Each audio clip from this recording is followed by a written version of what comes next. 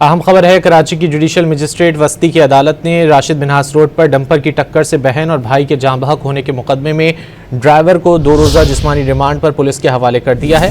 तफ्तीशी अफसर ने अदालत को बताया कि मुल्जिम के पास LTV लाइसेंस है, वो भी 2016 में एक्सपायर हो चुका है। कराची की जुडिशल मजिस्ट्रेट वस्ती की अदालत ने राशिद मिन्हास रोड पर डंपर की टक्कर से बहन और भाई के जाँ बहक होने के मुकदमे में ड्राइवर को 2 रोज़ा जिस्मानी रिमांड पर पुलिस के हवाले कर दिया है। तफसीलात जानेंगे डॉन न्यूज़ के नुमाइंदे शफी बलोच से। शफी, क्या तफसीलात हैं?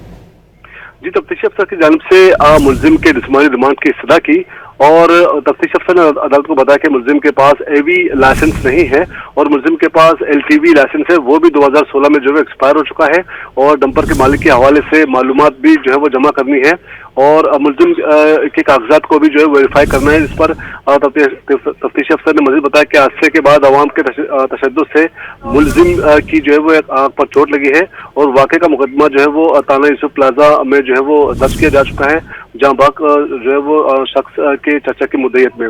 जबकि दूसरी जानिब जो है वो तफ्तीशी अफसर की जानिब से ये भी इस्तदा की गई है कि मुल्जिम से जो है मजीद जो है वो वक़ुआ का मुआयना करके मजीद शवाहिद भी जमा करें। इस पर अदालत ने आइंदा समात पर तफ्तीशी अफसर को मुकदमे के हवाले से मजीद जो है वो तफ्तीशी रिपोर्ट पेश करने का हुक्म दे दिया है। जी, बहुत शुक्रिया शफी बलोच इन तफसीलात के लिए।